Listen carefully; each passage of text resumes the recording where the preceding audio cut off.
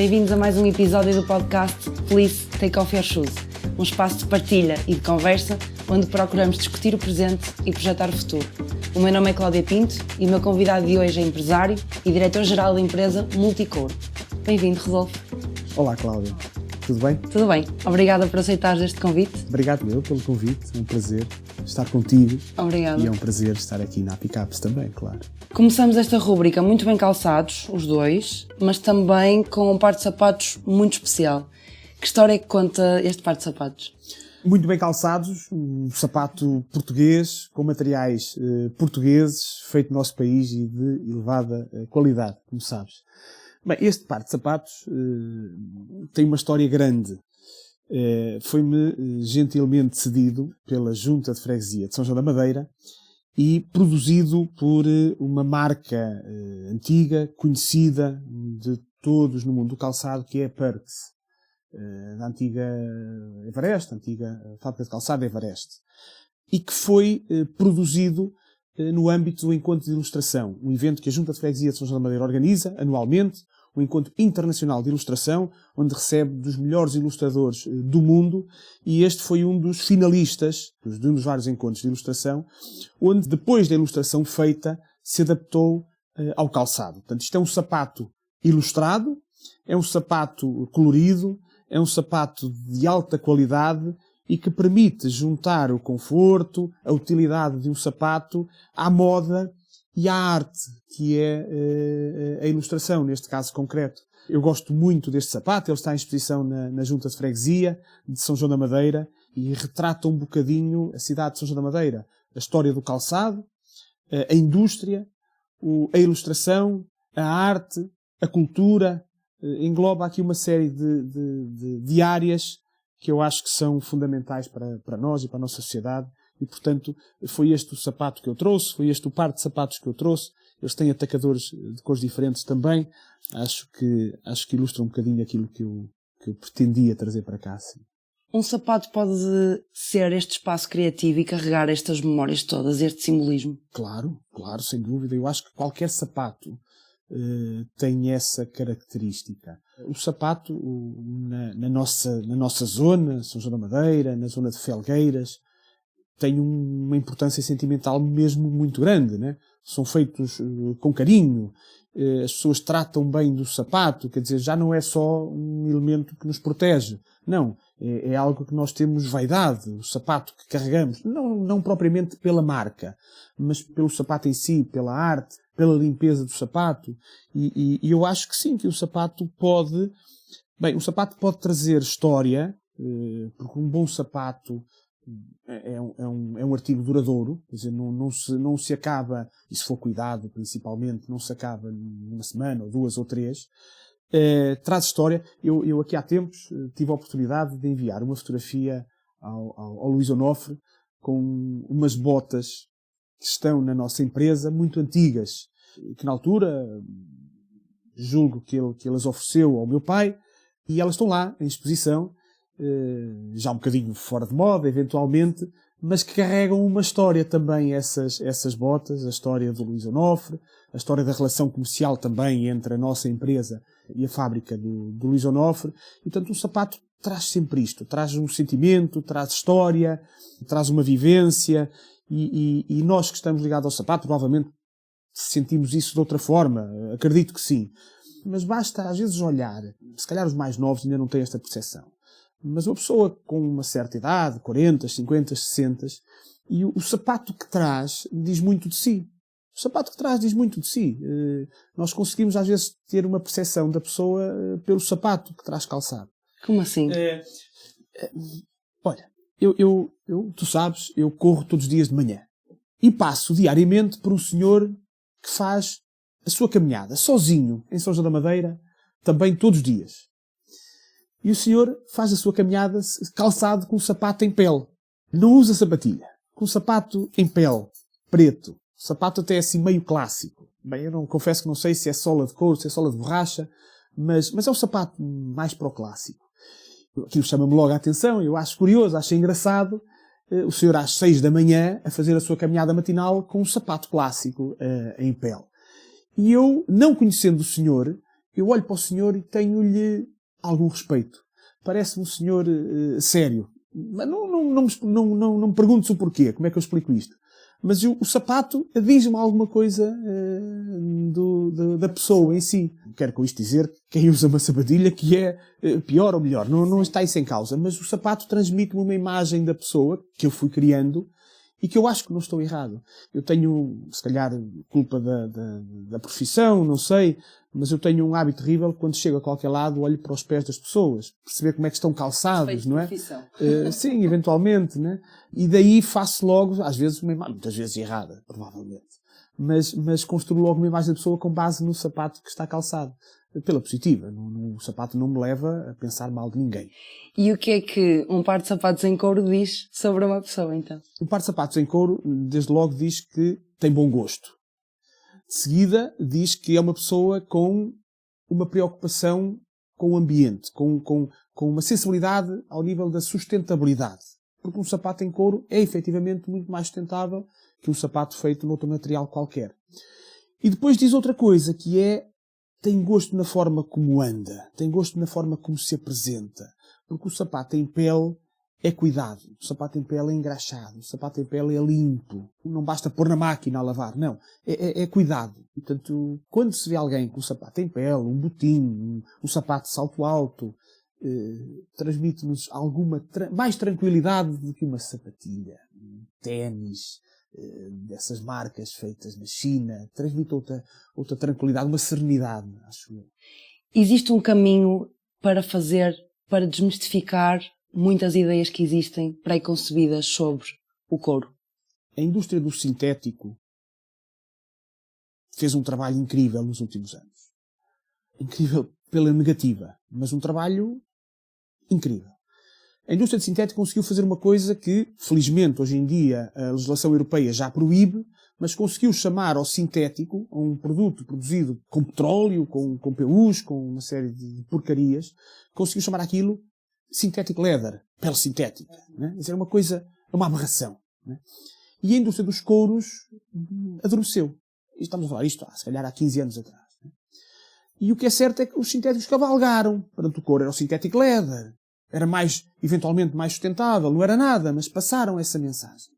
E quando a indústria do couro acordou, teve que arrepiar caminho, teve que dar da perna. Está a fazer um bom trabalho, a indústria do couro, associada à indústria do calçado também. Eu acho que, dada a altura, os próprios fabricantes de calçado, os consumidores, os clientes, perceberam que um sapato em couro, para além das questões da sustentabilidade, e se calhar nós vamos a isso, vamos de certeza a isso, também são mais confortáveis. Um sapato em couro é muito mais confortável que um sapato em sintético.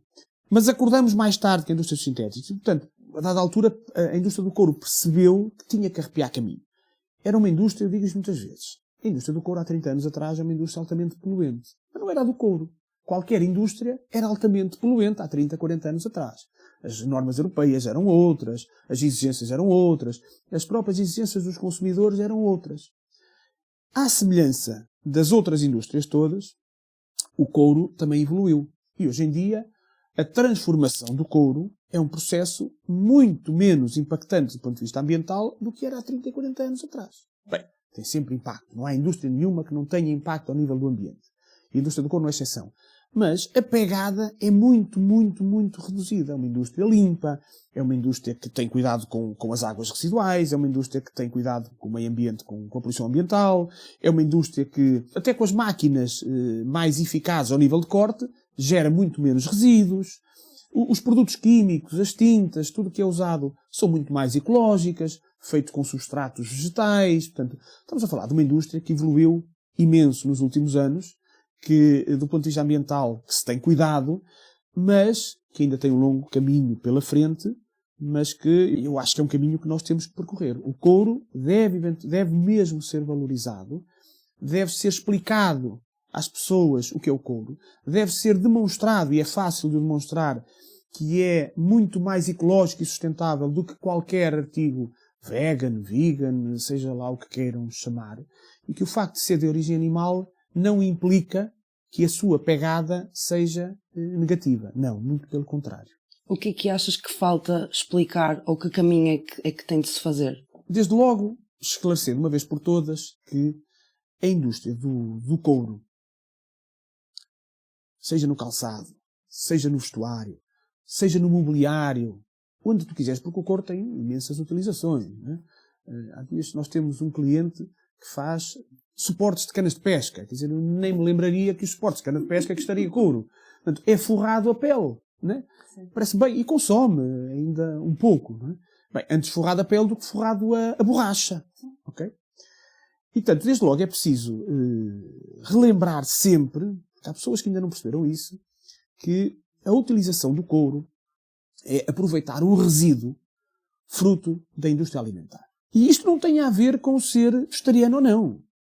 Porque mesmo para os vegetarianos, têm que ter consciência que uma grande parte da população mundial come carne. E, bem, e isto não está de todo mal. São preferências e gostos.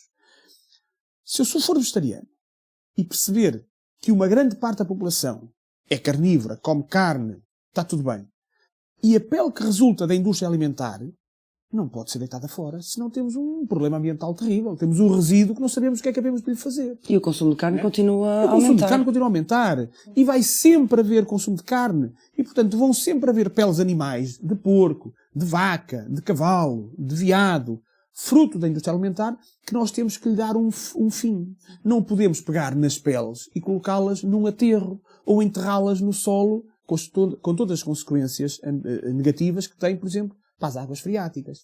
Portanto, nós pegamos na pele, que é um subproduto da indústria alimentar, e utilizamos, bem, isto já acontece há milhões de anos, não é?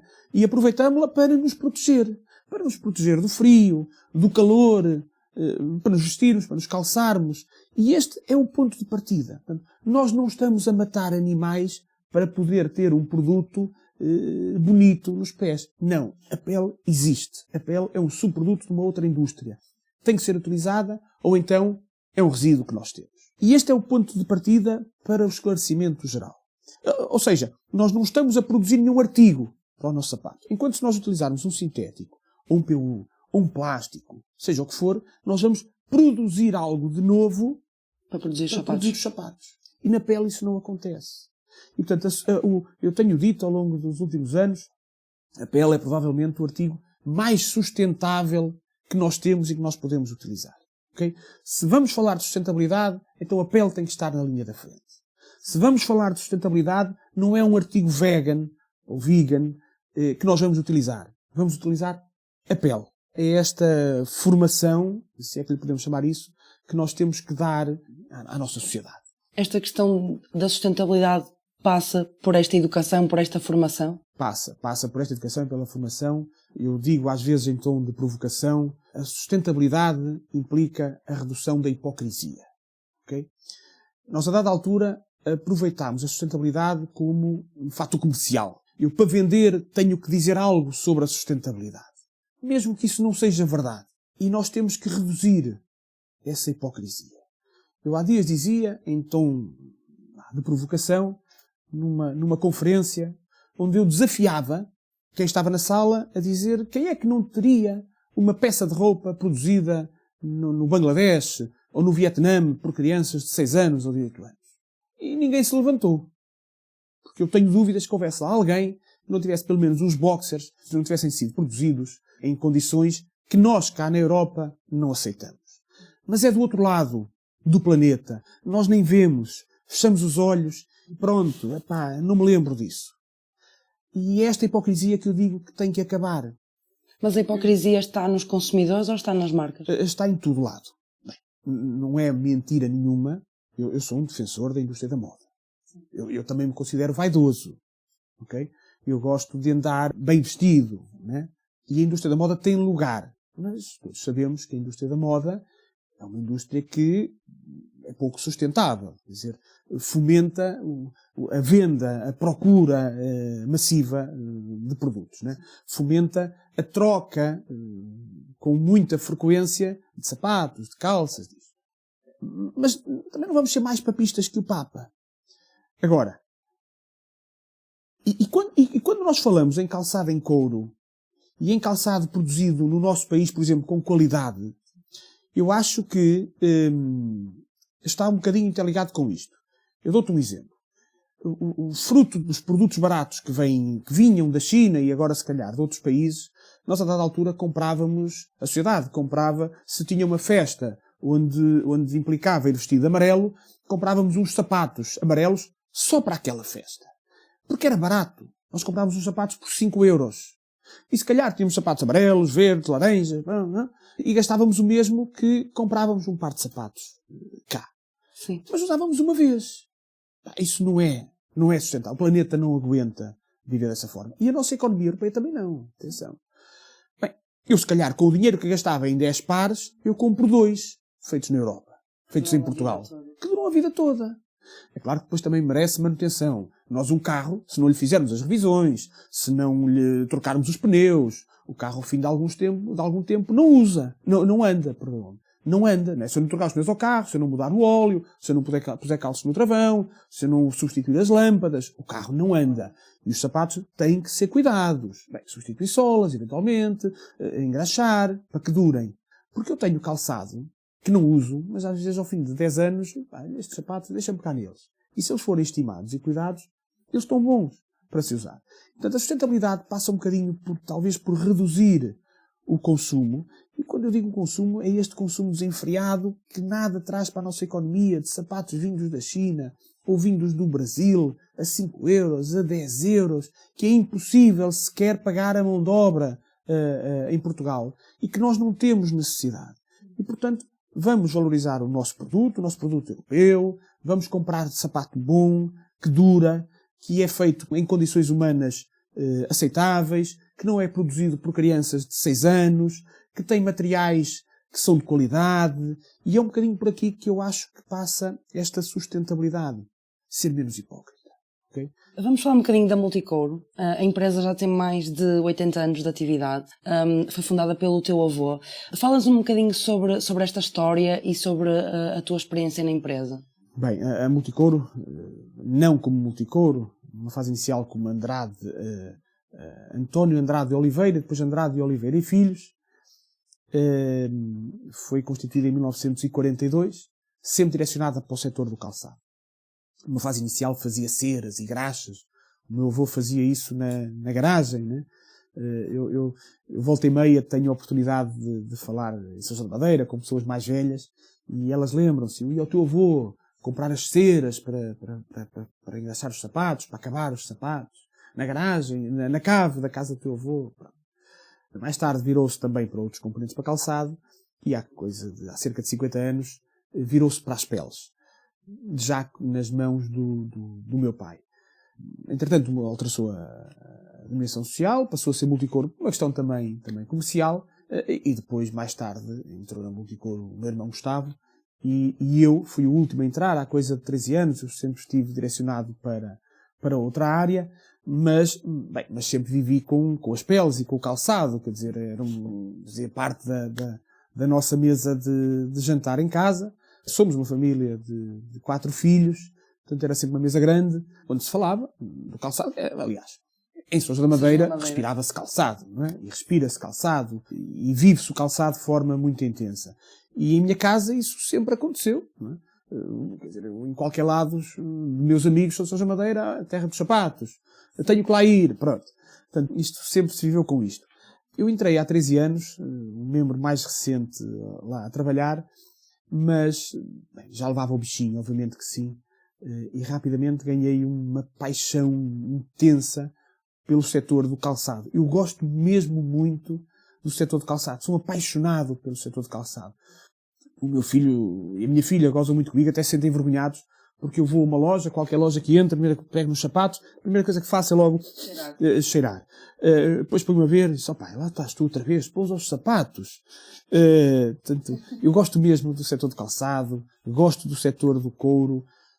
Já o disse, sou um grande defensor, enquanto bem sustentável, do couro.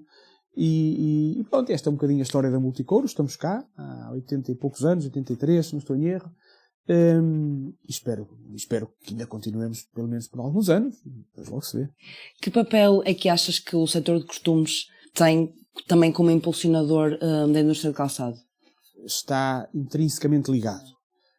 Eu não consigo olhar para um sapato que não seja em couro. Quer pelo conforto que ele promove, quer pela beleza, uma pele natural não tem nada a ver com uma napa sintética, quer pela sustentabilidade do material em causa. Okay? A indústria calçada é altamente complexa. Fazer um sapato, as pessoas às vezes não têm ideia. Há indústrias que aparentemente são indústrias mais pesadas, mais complexas, mas que depois usam 2 ou 3 matérias-primas. O calçado usa 20 matérias-primas, não sei se chega.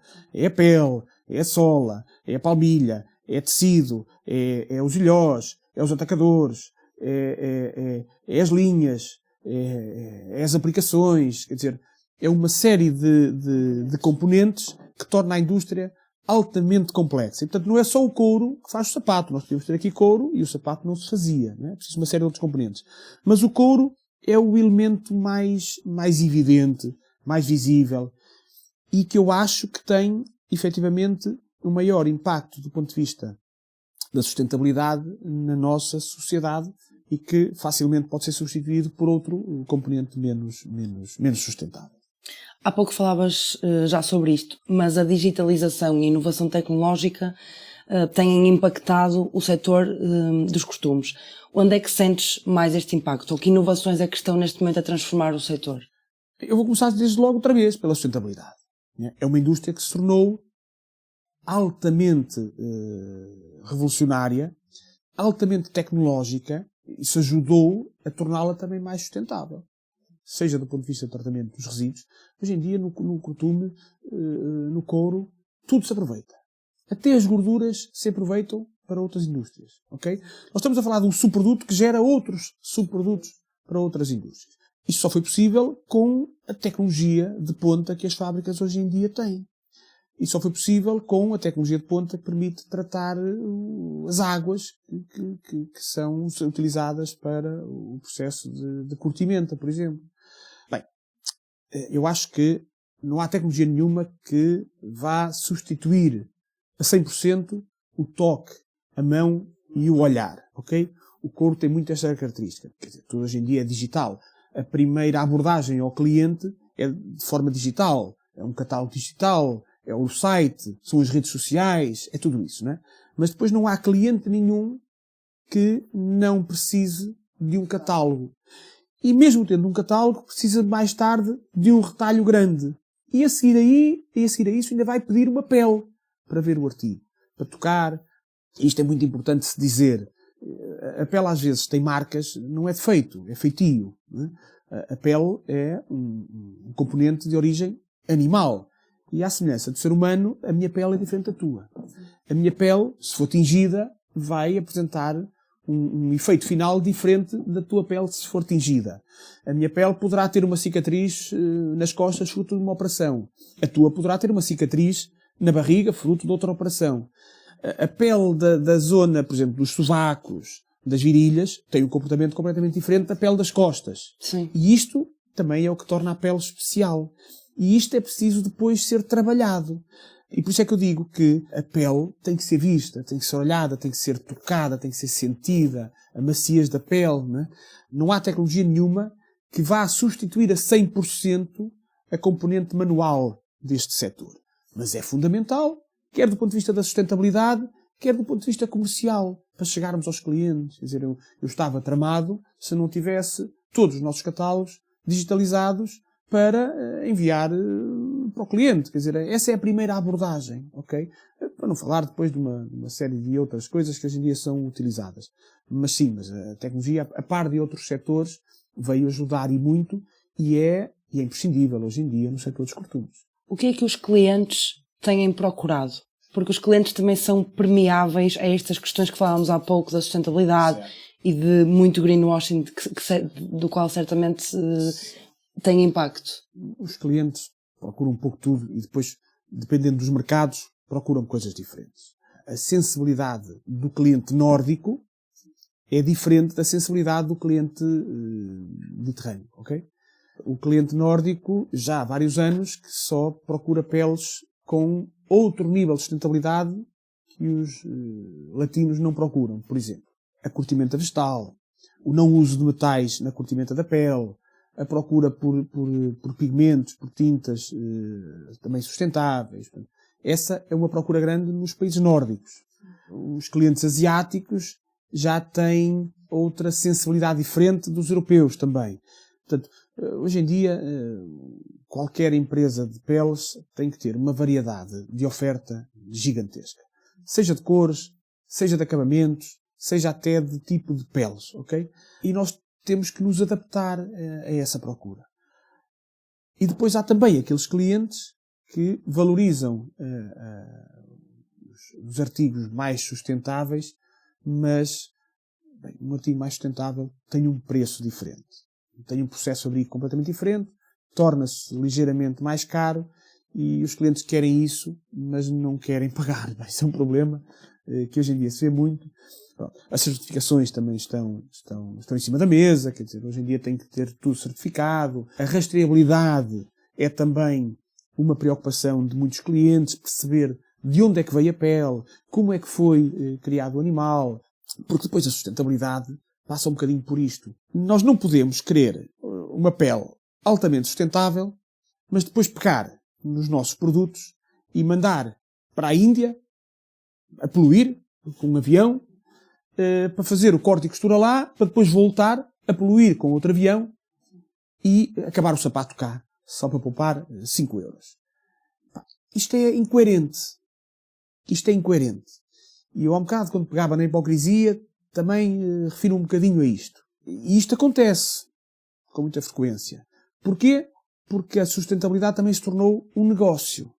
E, portanto, nós temos que ter lá a etiquetazinha a dizer que a pele é sustentável, que vem de uma vaca que comeu erva num prado sem químicos, porreiro, mas depois pegamos na pele, mandamos para a Índia para cortar e para cozer a gáspia, num avião a poluir, em condições altamente questionáveis, por crianças eventualmente, faz o corte e costura, volta para cá no outro avião a poluir novamente e poupamos 5 euros. Isto tem que ser combatido. Mas tem que ser combatido internamente. Isto tem que sair da consciência das pessoas. Não tem que haver a polícia a controlar isto. Tem que sair da consciência das pessoas. De nós enquanto consumidores? De nós enquanto consumidores, de nós enquanto produtores. Isto tem que sair mesmo de nós. Nós queremos sustentabilidade, mas só queremos se conseguirmos poupar 5 euros no preço final. Não estamos dispostos a pagar o preço? Não estamos dispostos a pagar o preço. E estamos dispostos a comprar aquilo que dizem que estão a vender. Nós não procuramos saber se aquilo é mesmo verdade. Dá trabalho, demora tempo. Ok, este sapato é feito com... Eu podia pegar no sapato e podia pegar noutra coisa qualquer. Este sapato é feito com peles sustentáveis e solas de material reciclado. Porreiro. Borracha de pneus, triturou-se e fez-se uma sola. Porreiro. E vem a etiqueta toda bonita. Né? Mas ninguém diz que no meio daquele processo todo se usaram 2 aviões para transportar aquilo para a Índia, ou para a Tunísia, ou para o Bangladesh, para fazer parte do processo, em condições sabe-se lá como, e portanto lá se perdeu a sustentabilidade toda. O passaporte digital no produto, neste tipo de casos, vai ajudar a ter mais consciência sobre o processo? Vai se for feito com seriedade. Porque lá está, a tal etiqueta que se põe nos sapatos, tem lá alguma informação, não tem a toda. E nós só comemos aquela que lá está. Porque procurar hoje em dia dá trabalho. Estamos a falar de sapatos, podemos falar de roupa, de t-shirts. E, portanto, o passaporte será um excelente instrumento se for usado a 100%. Da maneira correta. Da maneira correta, sim. Como é que vês a indústria de calçado daqui a 10 anos? Não sei. Não sei. Nós vivemos tempos altamente conturbados, rápidos, acelerados. Eu, como te disse no início, sou um grande fã e defensor da indústria do calçado e dos costumes na Europa. Sou mesmo. Nós não sabemos como é que vai estar a Europa daqui a 10 anos. E, portanto, isso leva-nos a questionar ou a ter dúvidas como é que vai estar o que quer que seja. Nós vamos ter sempre que andar calçados. Vamos ter sempre que andar calçados. Isso é um ponto de partida. No entanto, a facilidade com que nós trazemos sapatos do Brasil, da Índia, do Bangladesh para cá, para a Europa, também é grande. Portanto, a indústria do calçado vai existir. Se ela vai existir na Europa ou em Portugal, eu aí já não sei. Nós às vezes temos uma ideia de que Portugal é o país do mundo que se fabrica sapatos. Não, nós produzimos, não sei, mas não devo estar muito enganado, menos de 1% do calçado mundial. Se hoje houvesse um degelo na Antártida e Portugal fosse inundado e não houvesse produção de calçado em Portugal, vamos pensar assim num cenário apocalíptico, o mundo não ia deixar de andar calçado. Ninguém no mundo ia sentir, não temos sapatos porque as fábricas em Portugal fecharam. Não. Nós produzimos mesmo muito pouca quantidade à escala global. Só a Ásia produz 24 mil milhões de pares, portanto, logo aí. Portanto, nós não temos pressão. Mas é uma indústria que, para nós, para a nossa economia, tem expressão. Ok? Tem expressão. Mas isto para dizer o quê? O calçado vai sempre existir. Se vai existir em Portugal, isto vai depender um bocadinho das políticas europeias, da reindustrialização ou não da Europa e da aposta dos nossos governos, dos nossos sucessivos governos, quer centrais, quer locais, pela valorização do setor do calçado e do produto. À semelhança de outros produtos, estamos aqui a falar do calçado, podemos falar de outros, não é? Mas o sapato é muito mais fácil de importar do que outros bens.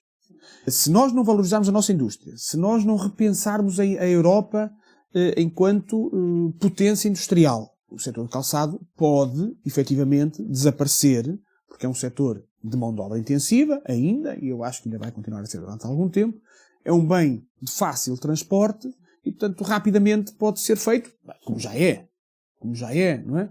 Aliás, se nós formos a grandes cadeias de lojas internacionais, que há 10, 15 anos se encontrava com facilidade sapatos feitos em Portugal, neste momento é um achado encontrar ali algum sapato feito em Portugal.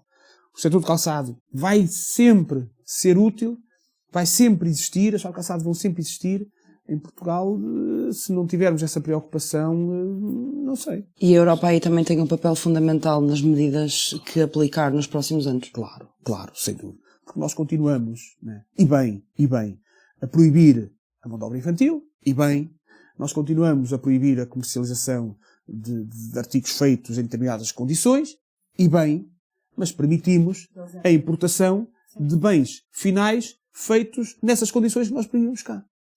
E, portanto, enquanto assim for, é muito difícil competir, como é lógico, no calçado ou noutro artigo, principalmente os de mão de obra intensiva. Rodolfo, se pudesses deixar este par de sapatos à porta do futuro, que legado é que gostavas que eles deixassem? Olha lá, essa pergunta é dura. Se eu pudesse deixar este par de sapatos às portas do futuro, bem, desde logo deixava o nome de São João da Madeira às portas do futuro. São João da Madeira é uma cidade vanguardista, uma cidade moderna, uma cidade que está sempre à frente do seu tempo e da grande maioria das pequenas cidades em Portugal. Eu sei que estou a ser tendencioso, mas acho que é uma realidade e que quase todos vão concordar. E, portanto, abrir as portas do futuro e ter um artigo sanjoanense, o futuro tornava-se promissor. E São João da Madeira estaria mais uma vez à frente de todos os outros. E depois é o tal produto sustentável, o tal produto duradouro. Isto não é um produto que se use e se deite fora. Eu tenho um problema grande com roupa e com calçado. A minha família chateia-me imenso. Eu não consigo deitar roupa fora. Eu não consigo deitar sapatos fora. A pouca roupa que às vezes é deitada fora é a minha família que às minhas escondidas deita fora, porque já está mesmo num estado lastimável. Tenho este defeito. E os sapatos é a mesma coisa. Eu tenho sapatos com 20 anos que não uso, mas não tenho coragem para os pôr ao lixo. E porquê? Porque, de alguma forma, eles estão bem, eles estão bons. Ok? Passando uma escova, passando uma graxa, eles estão bem. E tem uma história por trás. Estes sapatos era quando eu tinha 22 anos, ou 25, ou 30. Olha, os sapatos do meu casamento. Olha, os sapatos de quando eu fui trabalhar. Né? Os sapatos contam uma história. E, portanto, nós, às portas do futuro, tínhamos, desde logo, a cidade de São João da Madeira, a marca Perks, da antiga fábrica de calçado Ivareste, que é uma fábrica icónica, não só em São João da Madeira, mas no panorama nacional e internacional do calçado. O André, se me estiver a ver, percebe perfeitamente e ficará orgulhoso daquilo que eu estou aqui a mostrar. E depois leva também memórias e leva um bem que é um bem de futuro, que é altamente sustentável, que é um bem... Isto está preparado para o futuro. Isto no futuro é aceite com toda a legitimidade. E traz também memórias do passado. Portanto, acho que era muito isto. em relação às portas do futuro? Uma pergunta difícil. Obrigada. Obrigada por nos acompanhar em mais um episódio do podcast Please Take Off Your Shoes. Até à próxima.